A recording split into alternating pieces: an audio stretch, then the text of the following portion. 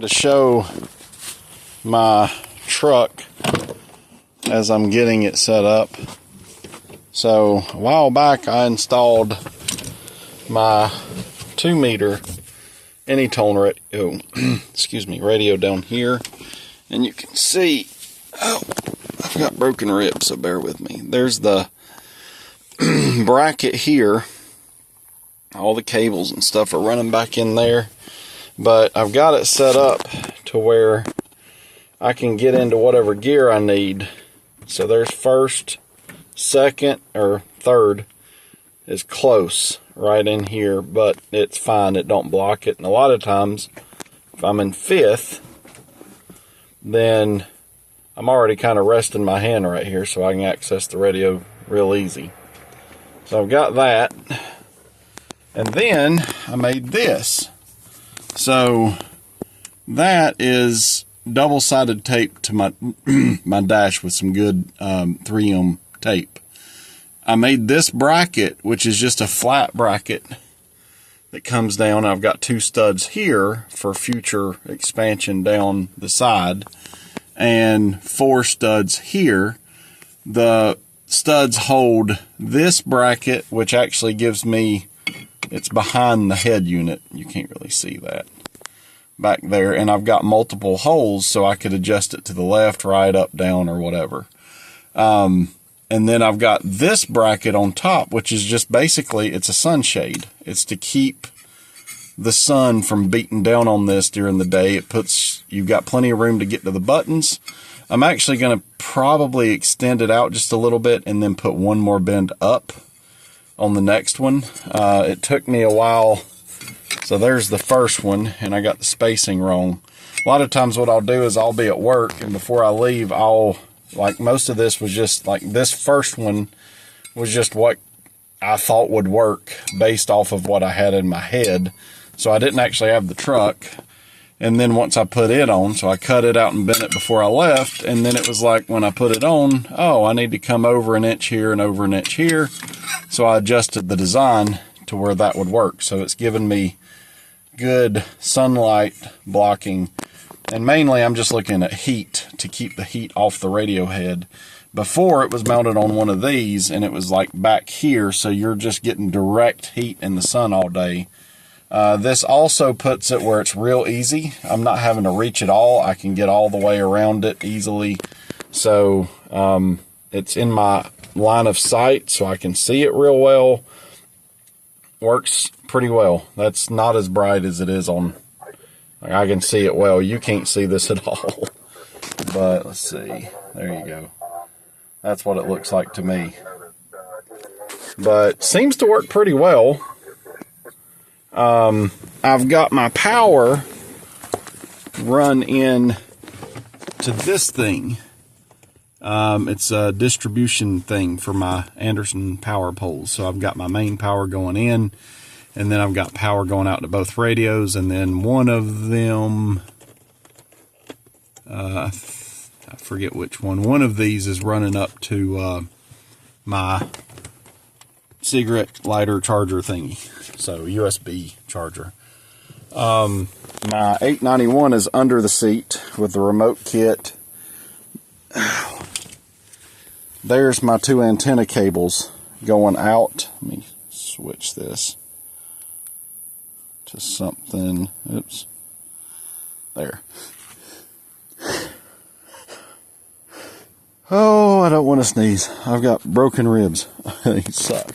So, anyway, this goes back to here, and then this is just temporary. But here's my mock-up mount so far. So, that's weird. I don't know why it's doing that. Let me switch to that. There we go. So, I've got the atas120 mount here. Now, I don't like how shaky this is. So, I kind of went above it on purpose so you can see how this is mounted. What I'm going to do is I'm going to drop this down so this will not be as tall. I'm also going to change the angle. So again, this was just my best guess, and you can see I was close-ish, but I'm a few degrees forward. For now, I'm just going to unscrew it when I'm not using it and stick it in the back seat. But I'm going to change the angle to where it points slightly rearward. Let's see, let me pop the hood.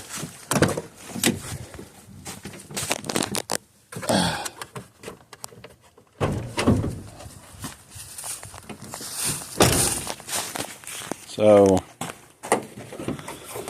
I'm also, see, I'm actually just barely hitting that antenna on the way up. So, I'm going to have to bring this out a little bit, and then I'm going to put a gusset over here. But right now, I'm using a factory bolt, and I made this adjustable.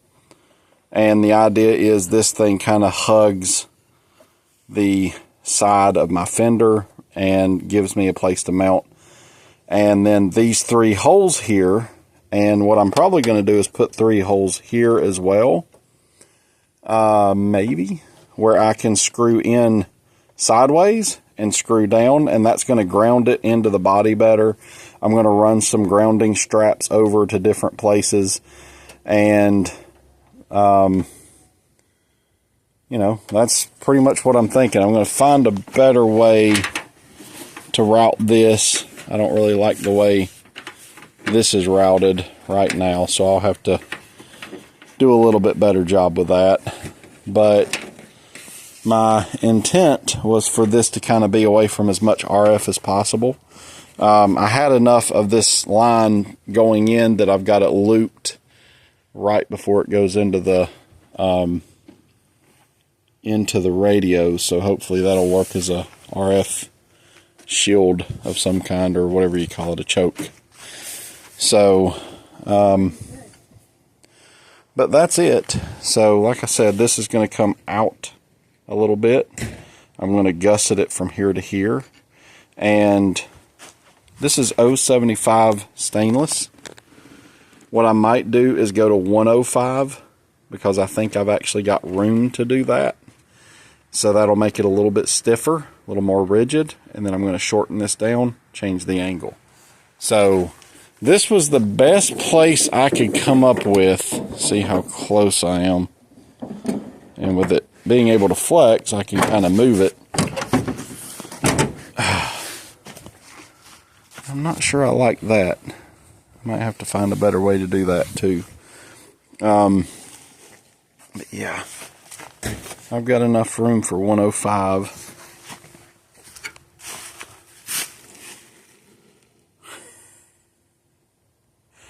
But that's what I'm working with. I've got a GPS that I've got to install for the Anytone. So I've got to put the antenna up here somewhere. I've got an extension line for an external speaker. Right now I'm just hearing it from under the truck seat. So I'm going to eventually put that in as well. But that's my install. I think it's pretty slick so far. So my thought is I'm going to make an adapter that'll screw into this with a BNC connector on it, where I can connect from this to my hitch mounted deal that I'm going to put back here, where I can have a 20-foot extending or telescoping flagpole deal. So then it'll come up 20 feet.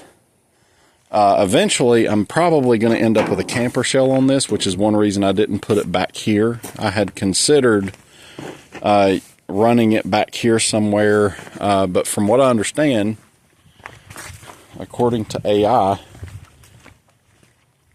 I need some distance between my 2-meter antenna and my high-frequency antenna.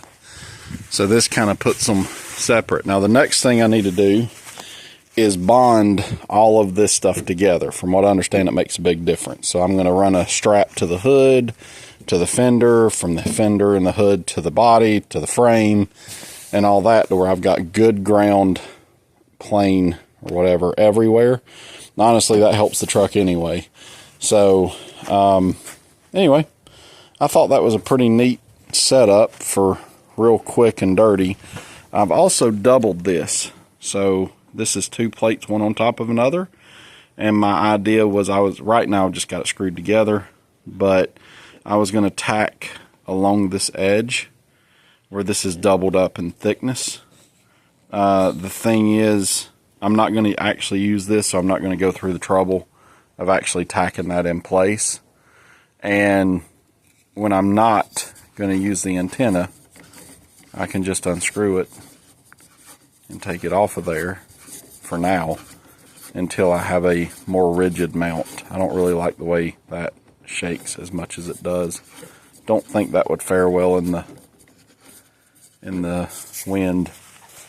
But that also gives me a way to attach here. So with a BNC adapter to this, RG58 or RG8X, RJ, whatever it is, I can go from here on a BNC connector up to a mast that's up there, and also have a dipole that I can deploy for NIVIS. So obviously you're not riding down the road doing that, but I can stick all that behind the seat. And now you've got a pretty dang good... Dang, I can't put that behind the seat, can I? Ooh, yes, I can. There we go. It fits. Look at there. Fits like a glove. But anyway, yeah, that will, I think, work out well when I get it finished. I think I will go to the little bit thicker 105 material and all the other stuff that I was talking about. If I do the 105 though, I may not double up on the plate. I may just have a small washer type deal that I weld around to give it a little bit more reinforcement.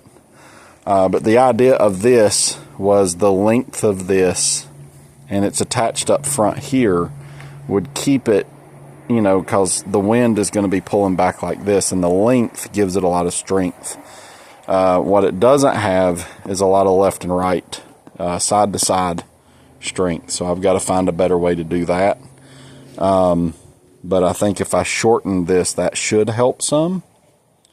And if I go to a little bit thicker material, and I might even put a gusset from here down and a gusset from here down, if I have room with a shorter one.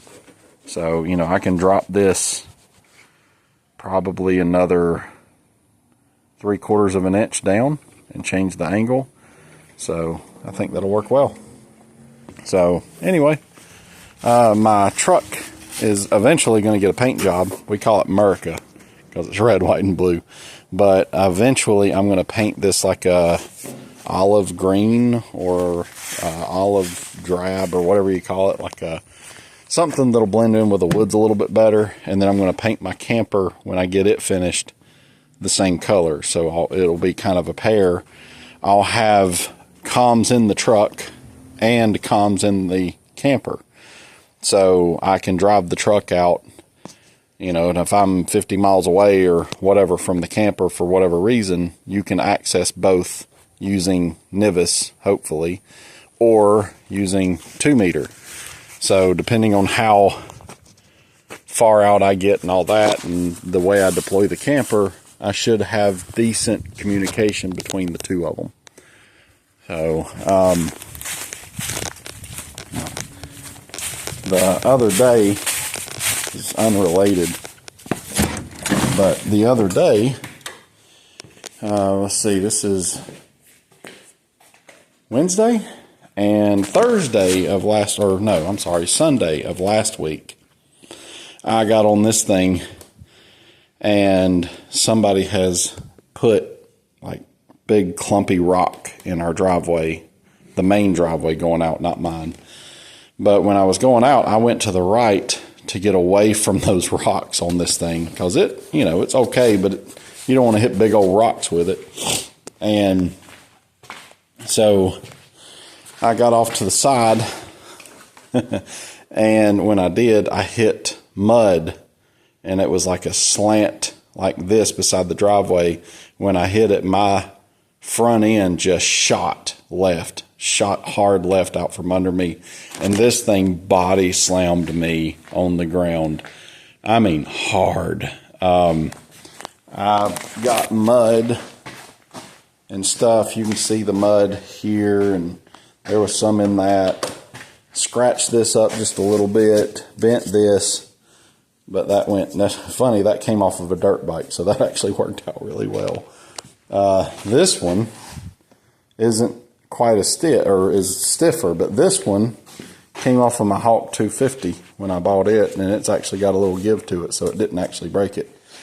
And I broke this guard. This thing was bent in like hard this way, so I took a 2x4 and a string and wrapped the string around this, and then rested the 2x4 here and pulled, and it gave it it actually straightened this out, because this thing got bent back real hard, and it bent this back into place to where I needed it. So overall, didn't really hurt the bike that much. But what it did do is it landed me, just flat out body slammed me right on my back behind my shoulder blade.